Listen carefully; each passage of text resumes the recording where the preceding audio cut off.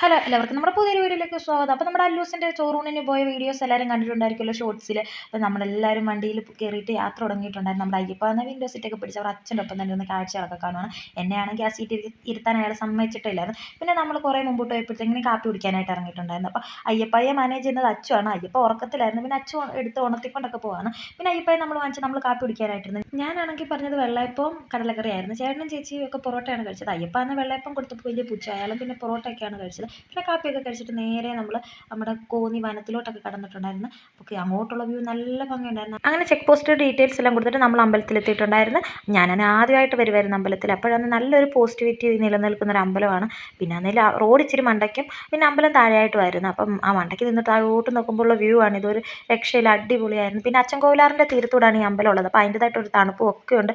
പിന്നെ നമ്മൾ ചെന്നപ്പോൾ തന്നെ കാണുന്ന കുരങ്ങന്മാരാണ്. അത് കുരങ്ങന്മാർ തമ്മിൽ അങ്ങോട്ടും ഇങ്ങോട്ടും വഴക്കിടുന്നതാണ് കാണുന്നത്. പിന്നെ കുറേ നേരം അയ്യപ്പായി അമ്പാടിക്കണ്ണയൊക്കെ അത് കാണിച്ചു കൊടുത്തു. ചെന്നപ്പോൾ നല്ല വൃത്തിക്ക് തിരക്കൊക്കെ ഉണ്ടായിരുന്നു. പിന്നെ അവർ രസീതൊക്കെ എഴുതിച്ച് നമ്മൾ വെയിറ്റ് ചെയ്തിരുന്നിട്ടുണ്ടായിരുന്നു. അപ്പോൾ ഇന്ന് ഞങ്ങൾ പോയത് വ്യാഴാഴ്ചയായിരുന്നു. അപ്പോൾ അതുകൊണ്ട് തന്നെ വ്യാഴാഴ്ച സ്പെഷ്യൽ എന്തോ പൂജകളും മറ്റും ഉണ്ടായിരുന്നു. അത് കഴിഞ്ഞിട്ടാണ് നമ്മുടെ കുഞ്ഞിന് ചോറൊക്കെ കൊടുത്തത്. അപ്പോൾ അല്ലൂസ് ചോറൊക്കെ റെഡി ആയിട്ടിരിക്കുമായിരുന്നു.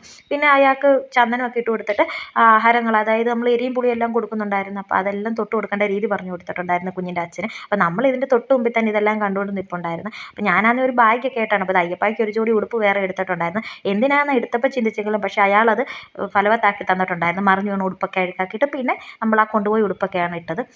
പിന്നെ ആണെങ്കിൽ അയാൾക്ക് അങ്ങനെ ചോറൊക്കെ തൊട്ട് കൊടുത്തിട്ട് പിന്നെ അവർ അമ്മയ്ക്കും അവിടെ ചെന്ന് തൊട്ട് കൊടുക്കാനുള്ള അവസരങ്ങളൊക്കെ ഉണ്ടായിരുന്നു. പിന്നെ നമ്മളെല്ലാം പോയവർക്കെല്ലാം അയാൾക്ക് തൊട്ട് കൊടുക്കാൻ പറ്റിയിട്ടുണ്ടായിരുന്നു. അങ്ങനെ എല്ലാവരും തൊട്ട് കൊടുത്ത് ആദ്യമേ അമ്പാടിക്കണ്ണനാണ് തൊട്ട് കൊടുത്തത്. പിന്നെ അമ്പാടിക്കണ്ണനും ചേച്ചി, ഞാൻ, ചേട്ടൻ എല്ലാവരും തൊട്ട് കൊടുത്തിട്ടുണ്ടായിരുന്നു. അങ്ങനെ പിന്നെ അയാൾ ചോറൊക്കെ ഉണ്ടിട്ട് അയാൾ അനങ്ങാതെ തന്നെ, ഈ തൊട്ട് കൊടുക്കുന്നത് ചോറല്ല തേനാണ്. അപ്പം അതുകൊണ്ട് തന്നെ അയാൾ വാ തുറന്ന് തരുന്നുണ്ടായിരുന്നു. പിന്നെ അതെല്ലാം കഴിഞ്ഞിട്ട് കുഞ്ഞിനെ ആദ്യമായിട്ട് അവിടെയാണ് ചോറ് കൊടുക്കുന്നത്. അതുകൊണ്ട് തന്നെ അവിടുത്തെ അപ്പൂപ്പൻ്റെ നടയിൽ നിർത്തിയിട്ടുണ്ടായിരുന്നു. അയ്യോ, അതൊരു രക്ഷയില്ലാത്തൊരു അനുഭവമായിരുന്നു. പിന്നെ അന്നേ കുറേ നേരം കൂടെ വെയിറ്റ് ചെയ്ത് അടുത്ത പൂജയൊക്കെ കഴിഞ്ഞിട്ടാണ് തുലാഭാരത്തിനായിട്ട് കൊണ്ടുപോയത്. അപ്പോഴത്തേക്കിനും അയാൾ ഉറങ്ങിയിട്ടുണ്ടായിരുന്നു. അയാൾ അന്ന് തുലാഭാരം തട്ടിക്കടത്തിയപ്പോൾ അയാളൊന്നും അറിഞ്ഞിട്ട് പോലുമില്ല. അയാൾ യാത്രകളൊക്കെ ഇഷ്ടപ്പെടുന്ന ഒരാളാണെന്ന് തോന്നുന്നു. പിന്നെ പൊതുവേ വണ്ടിയിലും അയാൾ വഴക്കൊന്നും ഇല്ലായിരുന്നു. അയാളെ കൊണ്ട് വലിയ ശല്യങ്ങളോ കരച്ചിലോ മൂശാട്ടയോ ഒന്നും ഇല്ലായിരുന്നു. അയാൾ അതിൽ കിടന്ന് ഉറക്കം തന്നെയായിരുന്നു. പിന്നെ അതും തുലാഭാരമൊക്കെ കഴിഞ്ഞിട്ടുണ്ടായിരുന്നു. ശർക്കര കൊണ്ടുള്ള തുലാഭാരമായിരുന്നു. പിന്നെ കുഞ്ഞിനെ കിടത്തിയിട്ട് മറ്റേ തട്ടിൽ ശർക്കരയൊക്കെ എടുത്ത് വെച്ചിട്ട് തുലാഭാരം എല്ലാം കഴിഞ്ഞിട്ടുണ്ടായിരുന്നു. നമ്മളാണെങ്കിൽ അവിടുത്തെ അർച്ചനകളും വഴിപാടുകളും ഒക്കെ കഴിച്ചിട്ടുണ്ടായിരുന്നു. പിന്നെ അതിൻ്റെ എല്ലാം പ്രസാദമൊക്കെ വാങ്ങിച്ചിട്ട് നമ്മളും കുറച്ച് നേരം അവിടെയൊക്കെ ഇരുന്നിട്ടുണ്ടായിരുന്നു. പിന്നെ അയാളുടെ തുലാഭാരം കഴിഞ്ഞിട്ട് അതിൻ്റെ പ്രസാദമൊക്കെ വാങ്ങിച്ചുകൊണ്ടാണ് നമ്മൾ തൊഴാനായിട്ടും പോയത്. പിന്നെ അമ്പലം പഴമ നിലനിൽക്കുന്ന അമ്പലമാണെന്ന് പറഞ്ഞത് ഓലയൊക്കെ മേഞ്ഞ് നല്ല ഈ ചൂടിലും അവിടെ നല്ല തണുപ്പാണ്. പിന്നെ പോരാത്തതിന് നല്ല കാറ്റും ഉണ്ടായിരുന്നു. പിന്നെ അയാളുടെ തുലാഭാരം കഴിഞ്ഞിട്ട് നമ്മളെല്ലാവരും അയാളെ കൊണ്ട് തൊഴാനായിട്ട് പോയിട്ടുണ്ടായിരുന്നു. അച്ചൻകോവിലാറിൻ്റെ തീരത്താണ് ഈ അമ്പലം. അപ്പോൾ ആ ഉള്ള സ്ഥലപരിമിതിക്കുള്ളിൽ നിന്നുകൊണ്ട് അവരെല്ലാം നല്ല അടുക്കും ചിട്ടായിട്ടാണ് അമ്പലത്തിൽ ഓരോന്നൊക്കെ ചെയ്യുന്നതും ക്രമീകരിച്ചിട്ടുള്ളതും. പിന്നെ ആണെങ്കിൽ അയ്യപ്പായും അമ്പാടിക്കണ്ണനും ഓടിക്കളികൾ തന്നെയായിരുന്നു.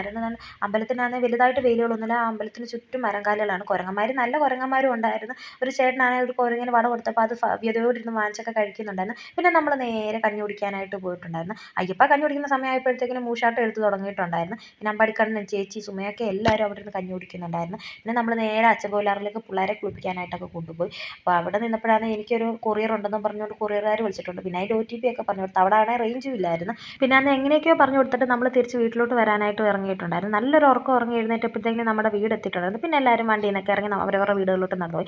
അയ്യപ്പായ്ക്കും അമ്പാടിക്കണ്ണനും യാത്രാക്ഷീണമാണ്. നമ്മുടെ അയ്യപ്പായുടെ കീർത്ത് കണ്ടാൽ തോന്നുന്നു അവന്മാർ രണ്ടുപേരും കൂടാണ് വണ്ടി ഓടിച്ച് നമ്മൾ അവിടെ വരെ കൊണ്ടുപോയത്. അതുകൂട്ട് അങ്ങ് ക്ഷീണമായിരുന്നു. പിന്നെ അയ്യപ്പാന്ന് ഇവിടുന്ന് അങ്ങോട്ട് പോയത് ഭയങ്കര സെറ്റപ്പിലൊക്കെ ആയിരുന്നു. പോരാത്തതിന് അയാൾക്ക് അങ്ങോട്ട് പോയപ്പോൾ അൺലിമിറ്റഡ് ജാടയുമായിരുന്നു. എന്നെ ഒന്നും മൈൻഡ് പോലും ചെയ്യുന്നില്ലായിരുന്നു. അപ്പോൾ ഇന്നത്തെ നമ്മുടെ വീഡിയോ ഇത്രയുള്ളൂ. ഇഷ്ടപ്പെടുകയാണെങ്കിൽ സബ്സ്ക്രൈബ് ചെയ്ത് കൂടെ കൂടെ. Okay, by.